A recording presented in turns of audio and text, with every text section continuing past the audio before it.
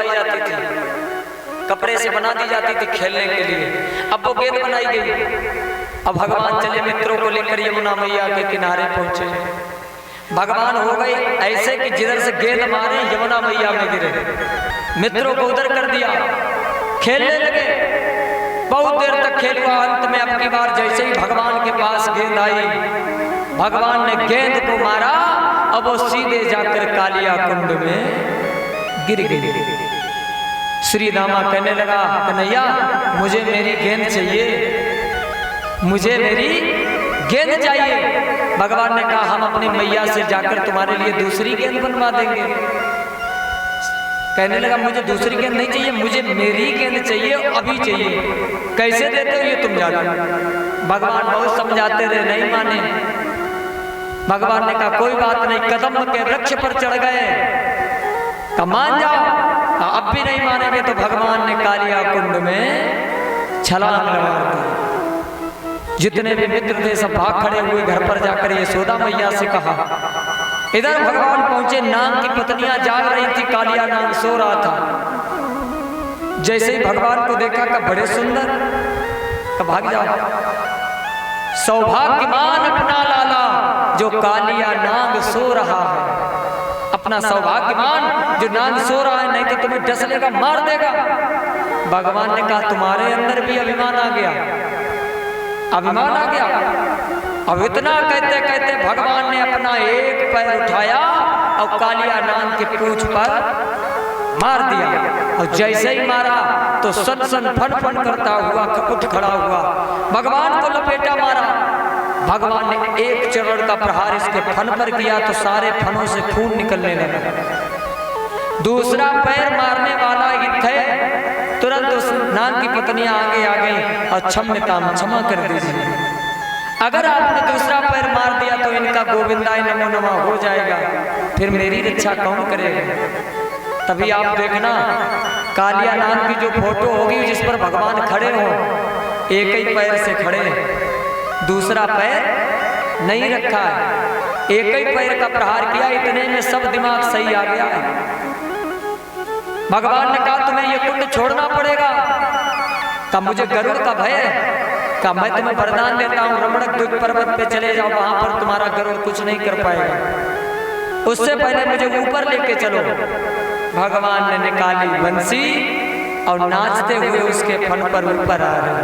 कैसे नाचते हुए आ रहे कि तांडव गत मुंडन पे नाचे बनवारे, तांडव गत मुंडन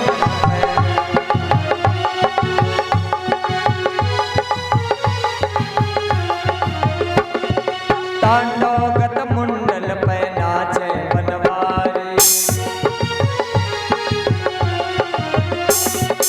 नाचे बनवारी हाँ नाचे मुरारी, नाचे बनवारी हाँ नाचे मुरारी, तांडव गत मुंडन पे नाचे बनवारी, तांडव गत मुंडन पे नाचे बनवारी।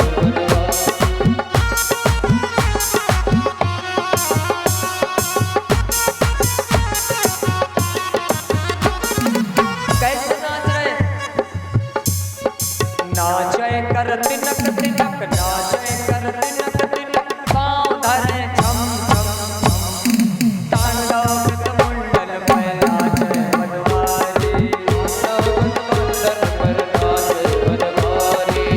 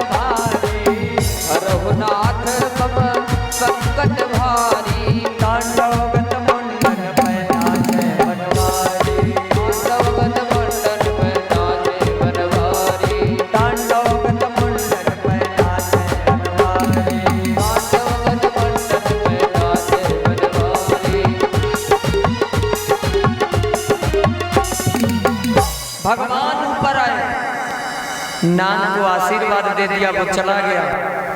मैया यशोदा भगवान को लेकर अपने धाम आती हैं। सभी मनसुखा से बड़ा बुरा भला कहते हैं। भगवान फिर नित्य नई लीलाएं करने लगे। और जब एक बार गाय चराकर शाम के समय वापस आ रहे, तो भगवान ने देखा घरों से सुंदर सुंदर पकवानों की खुशबू आ रही, महक आ रही। महाराज श्री कहते हैं धन्यास्त भागवती वार्ता। वो घड़ी जीवन में धन्य थी परीक्षित जी के लिए, जिस समय भगवान को ये कथा सुनाई गई। घरों से अच्छी अच्छी महक आ रही। कन्हैया पहुंचे घर पर, मैया से पूछा, मैया ये क्या बन रहा है? तो माता जी ने कह दिया, कन्हैया दूर रहना, ये पूजा मैया है। ऐसा माताएं लोग बोलती हैं। अगर घर में कोई पुआ वगैरह बनाए, बच्चा आ जाए तो कहते दूर रहना, ये पूजा मैया है। किसकी पूजा होगी? का इंद्र की। इंद्र की किस लिए? का वो जल वृष्टि कराते हैं, जिससे हरी हरी घास पनपती है, और हरी हरी घास हमारे जानवर खाते हैं, जिससे दुग्ध मिलता है। इसलिए इंद्र की पूजा होगी। भगवान कहने लगे इंद्र की थोड़े ना मेहरबानी है। का फिर किसकी है? का ये तो गोवर्धन महाराज की कृपा है। अरे गोवर्धन महाराज की कृपा के कारण ही तो हमें आपको घास मिलती है। पूजा करनी है तो गोवर्धन पर्वत की करो। अच्छा ये बात क्यों कही? गोवर्धन पर्वत पूरा एक युग निकल गया, तब से भगवान की प्रतीक्षा कर रहा है कि भगवान हमसे मिलने आए। त्रेता युग में जब पुल बन रहा था, तब गोवर्धन को लेकर हनुमान जी जाने लगे। गोवर्धन ने कहा, हनुमान हमें ले तो जा रहे हो, कहीं ऐसा ना करना कि ना हम घर के रहें और ना घाट के रहें। ले चल रहे हो तो किनारे तक ले चलना। और जब लिए जा रहे तो रास्ते में ही इनके पास खबर आ गई कि पुल बनकर तैयार हो गया। वहीं पर पर्वत को रख दिया। गोवर्धन कहने लगा कि हमने तुमसे कहा था, तुम नहीं माने। तो महाराज श्री कहते हनुमान जी ने राम जी से पूछा, तो राम जी ने वरदान दे दिया कि अभी नहीं, आने वाले द्वापर युग में मैं गोवर्धन की पूजा स्वयं करूंगा। वही समय आज आ गया है, वही समय आ गया है। तो गोवर्धन की पूजा करो। मैया ने कहा हमारे बात देखो समझ में आ नहीं रही, तुम्हें जो भी बात करनी है नंद बाबा से जाकर करो, वो जो कह दे वही करना। अब नंद बाबा के पास पहुंचे। नंद बाबा के पास पहुंचे और जब नंद बाबा के पास पहुंचे कहने लगे गोवर्धन की पूजा करो। तो कुछ लोग कहें गोवर्धन की पूजा करो, अब कुछ लोग कहें इंद्र की पूजा करो। अंत में फैसला हुआ कन्हैया ने बहुत बड़े बड़े काम किए, तो इनकी बात मान लो और गोवर्धन की ही पूजा कर लीजिए। चलिए अब 56 प्रकार के व्यंजन बनाए गए और छकड़ों में रखे गए। छकड़ा जानते हो किसे बोलते हैं? बैलगाड़ी। ये ब्रिज में छकड़ा बैलगाड़ी को बोलते हैं। बैलगाड़ियों में रखे गए और सब लोग बैठ गए। अब माताओं का एक दस्तूर है, उठाए ढोलक अब लेकर बैठी साथ में। अच्छा इन लोगों की ये रीत बहुत अच्छी है, कहीं भी जाएंगी इनकी ढोलक साथ में रात। और अच्छा इनके ज्यादा पुराणों नहीं है, इनके 2 ही पुराण है। ऊपर की लाइनें याद कर ले, नीचे लाइनें अपने आप लगाते जाओ। इनके 2 पुराण है। कौन कौन से? या तो सोने को लोटा गंगा जल पानी, और ना ही तो सास ससुर और जेठ जेठानी। बस तीसरा कोई पुराण नहीं। अब देखो कितनी सच्चधारी है ये माताएं लोग, देखना। अब बाद में कहेंगे कि भगवान माता रानी हमारी सुनती नहीं।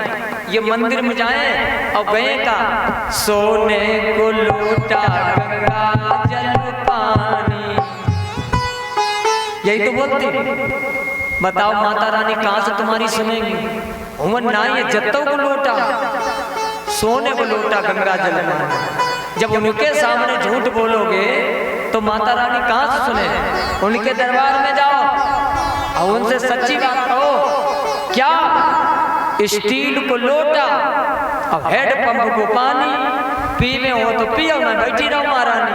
देखो तुम्हारी बात अगर माता रानी ना सुन ले, एक बार सच बोलिए, माताओं लोगों ने उठाई ढोलक और गोवर्धन महाराज की तरफ गीत गाते हुए चल दी हैं। तो हम लोग तालियां बजाते हुए गोवर्धन महाराज का नाम लेते हुए गोवर्धन पर्वत की तरफ चलेंगे। बोलिए गोवर्धन महाराज की। अरे मैं तो गोवर्धन को जाऊं सखी, इनका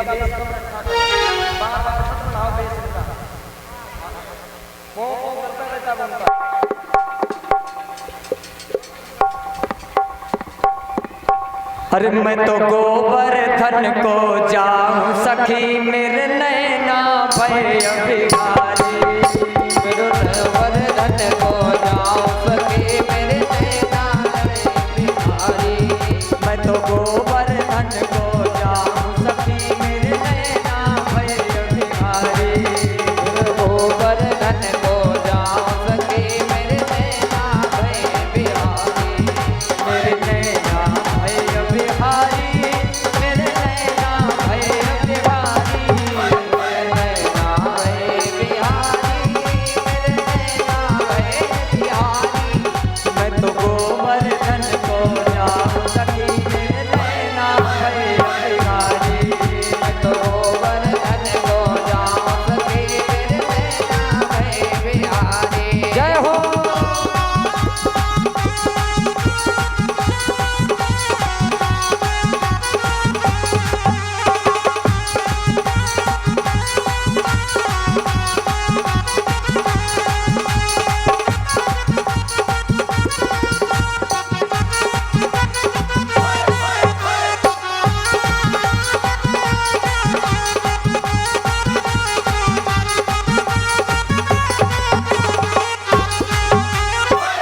भगवान से कहो, घर में खाऊं रूखी सूखी, खाऊं रूखी सूखी।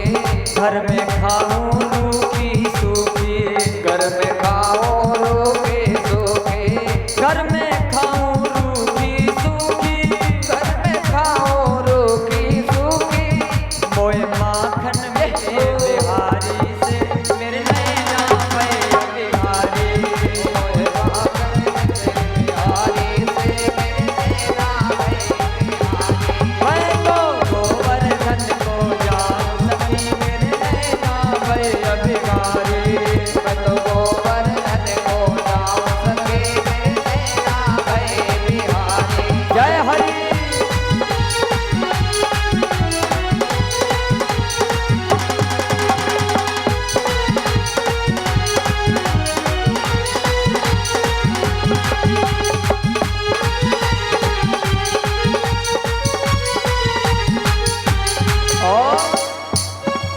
घर में होए नित किच किच बाजी, होए नित किच किच बाजी। घर में होए नित किच किच बाजी, घर में होए नित किच किच बाजी। घर में होए नित किच किच बाजी, घर में होए नित किच किच बाजी। मोए शांति मिले बिहारी से, मेरे नैना भय बिहारी।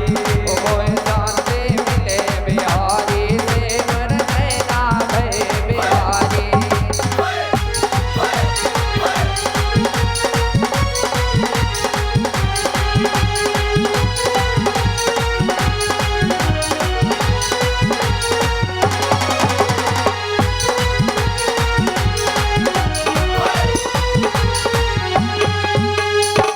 बोले गोवर्धन महाराज की।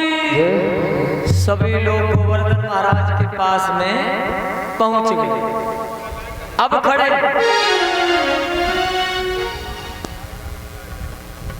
चलाओ चलाओ।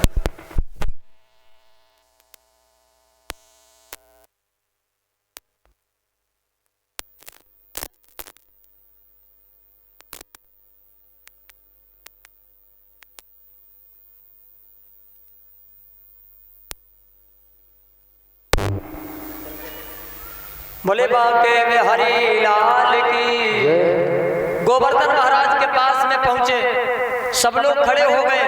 एक रूप से तो भगवान सभी गोप ग्वालों के पास में है, अब एक रूप से गोवर्धन महाराज ने प्रवेश किया। अंदर से आवाज आई कि जल्दी से लाओ, हम बहुत दिनों से भूखे हैं, बहुत दिनों से। जैसे ही कहा तो भगवान ने नंद बाबा से कहा, बाबा भोग लगाओ।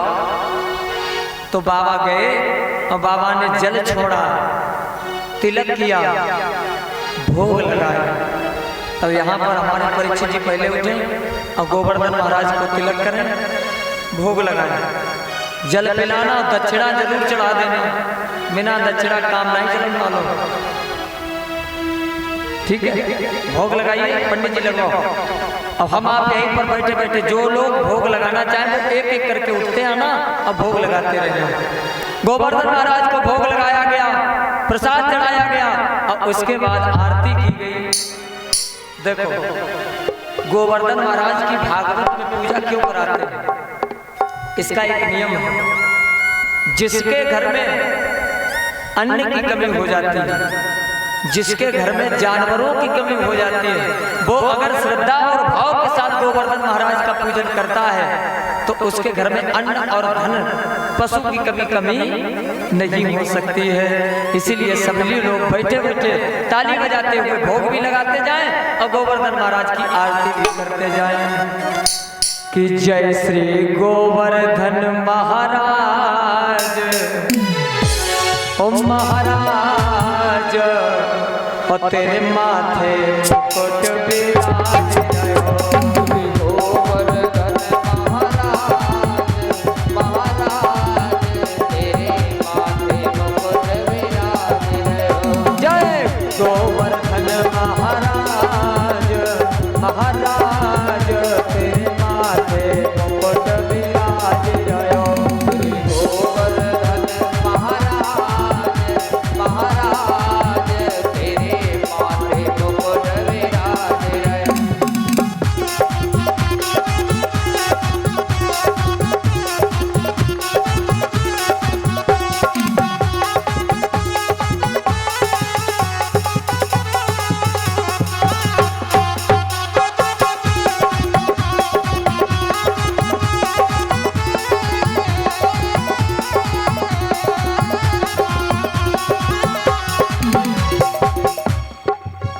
तो पे पान चढ़े तो पे फूल चढ़े, तो पे पान चढ़े तो पे फूल चढ़े, तो पे पान चढ़े तो पे फूल चढ़े, तो पे पान चढ़े तो पे फूल चढ़े, तो पे पान चढ़े तो पे फूल चढ़े, तो पे पान चढ़े तो पे फूल चढ़े, तो पे चढ़े दूध की धार, धार तेरे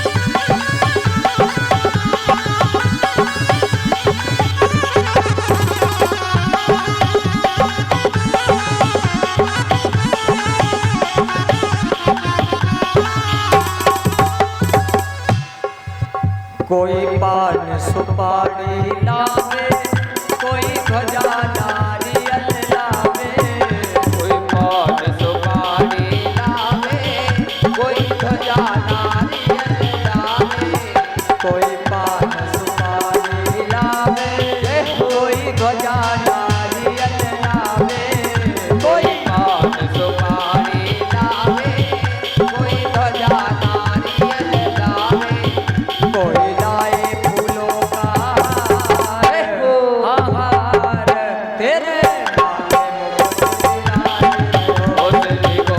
नारियल लावे, कोई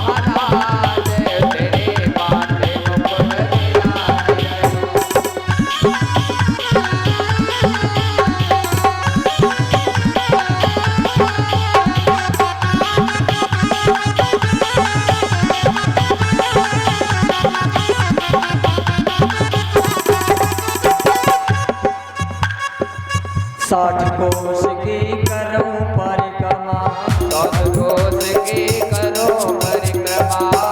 सात कोस की करो परिक्रमा, सात कोस की करो परिक्रमा, तेरे जीवन में होवे पार, जय हो। हाँ पार तेरे माथे मुकुट विराजे रहो। श्री गोवर्धन महाराज, महाराज तेरे माथे मुकुट विराजे रहो।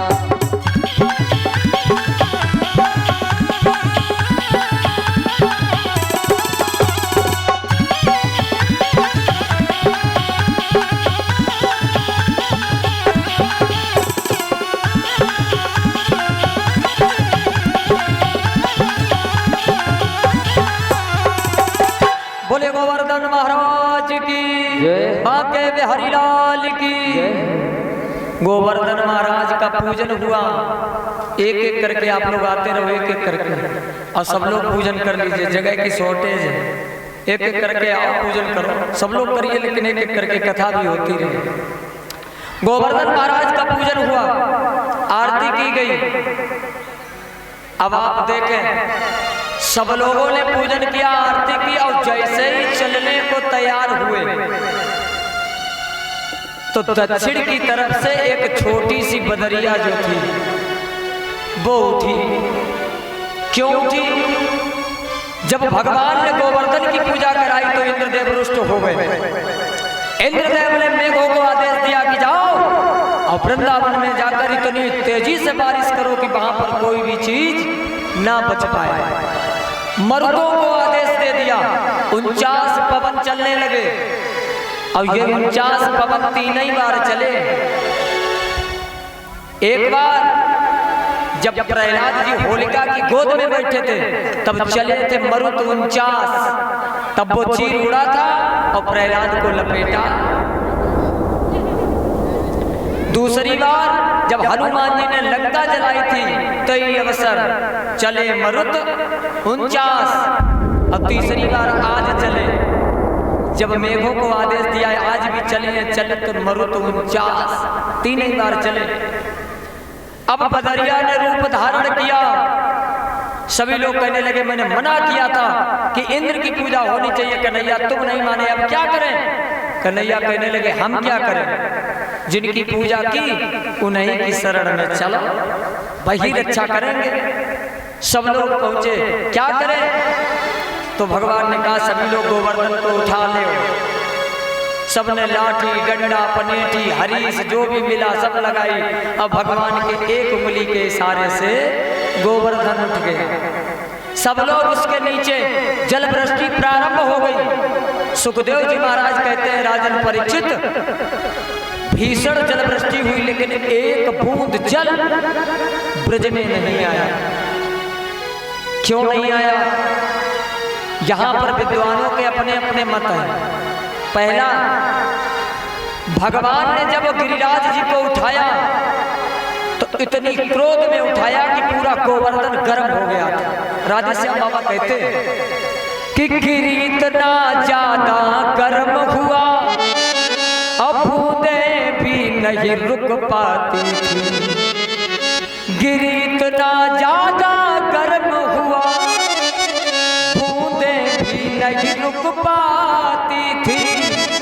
अब हर बूंद वहां आते आते और हर बूंद भाप बन जाती थी।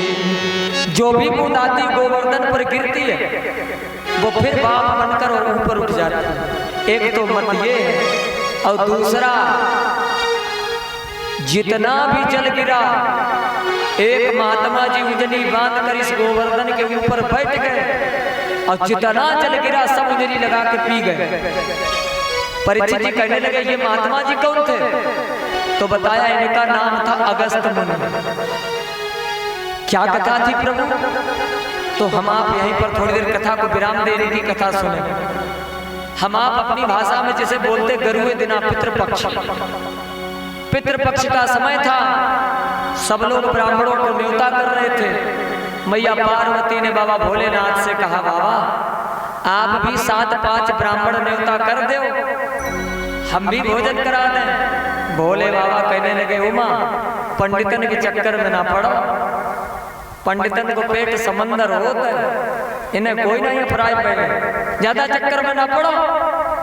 उमा कहने लगी बाबा तब भी कर दीजिए, कर दीजिए। उमा से कहने लगे बाबा कि देखो उमा, हमने तुमसे कहा पंडितों का पेट समंदर होता, उन्हें अपरा नहीं पाओगे।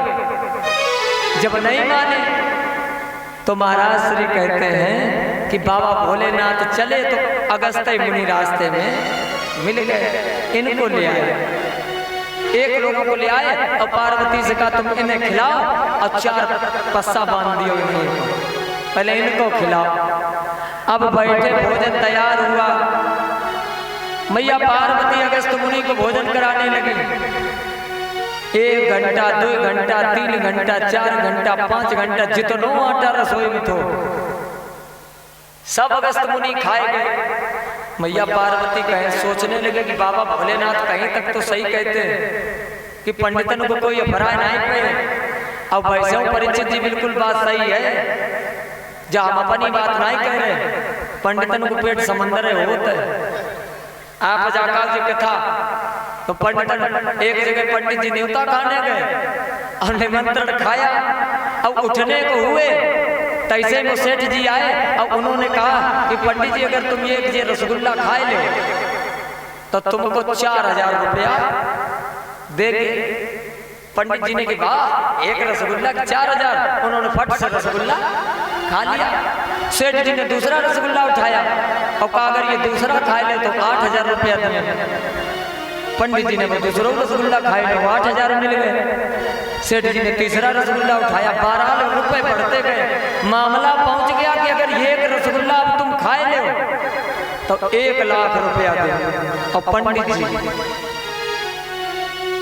ही अंदर अब जैसे तैसे उठे और चले, जैसे तैसे घर आए। पंडिताइन को 10 रुपया, अब जाके हम तो मरीज हैं, तुम्हें पैसा वालो करें जाए, तुम्हें करें जाए।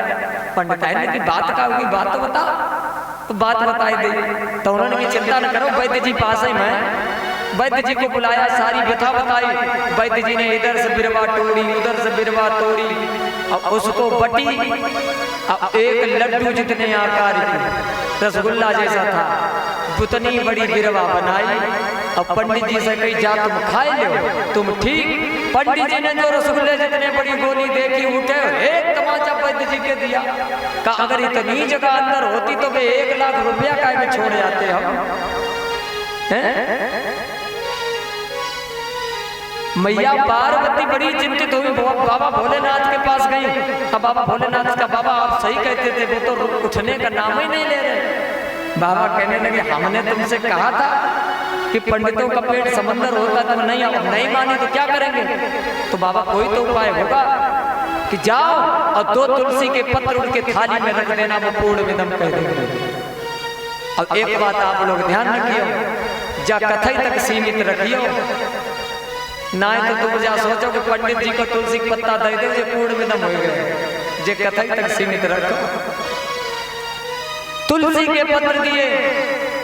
अगस्त्य मुनि ने कहा हम पूर्ण विदम, जल पिलाइए। बाबा भोलेनाथ आए और कहा महाराज जल हम नहीं पिला पाएंगे।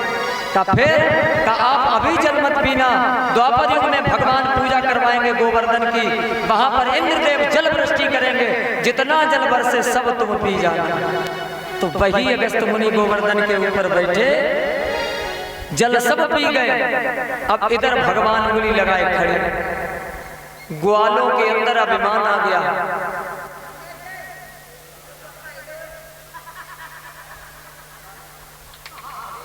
अब आप बैठो, कह दिए बैठो, नहीं कोई बुराई की बात नहीं। अरे पता बैठिए। बोले गोविंद भगवान की।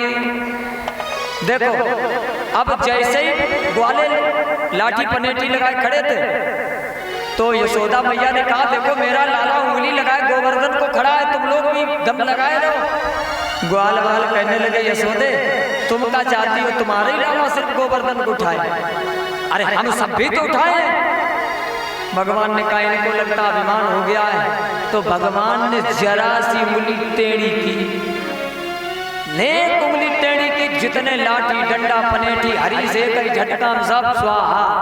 अब जैसे ही सब टूटे ग्वाले एकदम से चिल्लाने लगे और कहने लगे कन्हैया गोवर्धन उठाए रहियो, गोवर्धन उठाए रहियो, गिर ना जाए गोवर्धन उठाए रहियो, गिर ना जाए।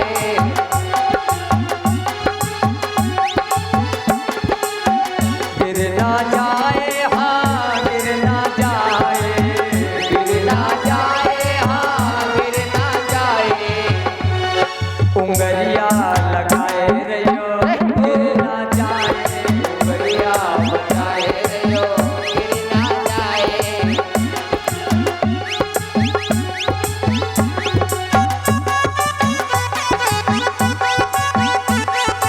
जय हो।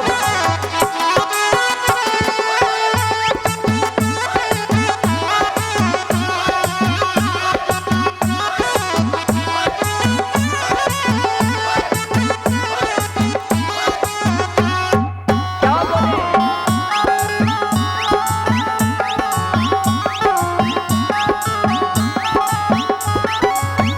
ग्वाल बाल सब झुल मिल आओ, ग्वाल बाल सब झुल मिल आओ, अपनो अपनो बल दिखलाओ, अपनो अपनो बल दिखलाओ, लकुटिया लगाए रहियो गिर ना जाए, लकुटिया लगाए रहियो गिर ना जाए।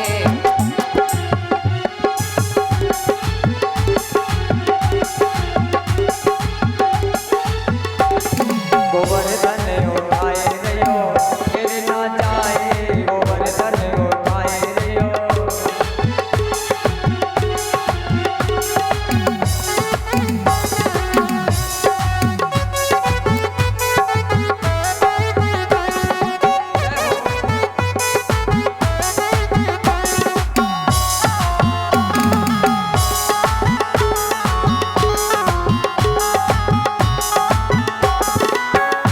बोले गिरिराज जी महाराज की जय हो।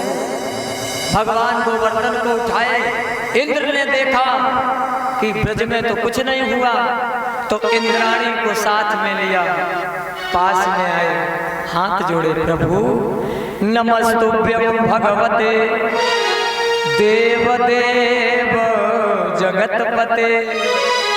हे प्रभु क्षमा करिए, हमसे जो भी भूल हुई है उसको क्षमा कर दीजिए। और हम तो आपकी शरण में हैं, गिरिराज धरण में तो तेरी शरण, मैं तेरी शरण में हूँ, मुझ पर कृपा करिए। प्रभु ने कृपा की और फिर अपने धाम को आ जाते हैं और नित्य नई लीलाएं करने लगे। महाराज श्री कहते हैं भगवान रोज नई लीलाएं करते जा रहे। एक बार भगवान ने मधुबन में बंसी को बजाया। अब आप देखें मधुबन में बंसी बजाई, अब कैसी बंसी बजाई। व्यास जी महाराज भागवत में लिखते हैं कि गोपियां अपने अपने काम में लगी थी। कोई कोई दुहंतयो गाय से दुग्ध निकाल रही, बंसी की आवाज पड़ी कान में, भाग खड़ी हुई। पति ने पूछा कहाँ जा रही? कहा हम वहीं जा रहे हैं जहाँ बाजी है, वहीं जा रहे हैं जहाँ बाजी है। कोई कोई गोपी पति की सेवा कर रही, बंसी की कान में पड़ी आवाज, भाग खड़ी हुई। पति ने पूछा कहाँ जा रहे? कब वहीं जा रहे हैं जहाँ बाजी है। कोई कोई गोपी श्रृंगार कर रही, बंसी की आवाज पड़ी कान में, तो आंखों वाला काजल पैरों में लगा लिया और पैरों वाली महावर अपने आंखों में लगा ली, भाग खड़ी हुई। पति ने पूछा ये बनिया ऐसी कहाँ जा रही हो? कब वहीं जा रही है जहाँ बाजी है। महाराज श्री कहते हैं इधर सारी गोपियां भगवान के पास जा रही और यही बंसी की आवाज मैया उमा के कानों में पड़ी कैलाश पर्वत पर। अच्छा ये बाजी शब्द बहुत बुरा है, बाजियां चाहे जितनी हो सब बुरी हैं। देखो आप जुआ बाजी, चिलम बाजी, चाहे ड्राइवर बाजी, चाहे जौन सी बाजियां ले लो, बाजियां सब खराब, लेकिन ये बाजी बड़ी अच्छी है। ये भगवान ने बंसी को बजाया। कैलाश पर्वत पर मैया उमा के कान में पड़ी आवाज, तैयार होने लगे। 16 श्रृंगार किए। अच्छा, पहले 16 श्रृंगार चलत थे, अब तो श्रृंगार की कोई सीमा नहीं रही, कितने श्रृंगार हो गए। लेकिन 16 श्रृंगार के बाद 2 श्रृंगार और बढ़े। तुम्हें मालूम है बिलास भैया? 16 के बाद 18 श्रृंगार हुए, 2 श्रृंगार बढ़े। मालूम कौन कौन से? कौन कौन से? 2 श्रृंगार बढ़े। कौन कौन से? 17वां श्रृंगार बढ़ा है बालों की कटिंग, और 18वां एम्ब्रो फिटिंग। 18 श्रृंगार। तो मैया उमा ने 16 श्रृंगार किए। बाबा भोलेनाथ पास में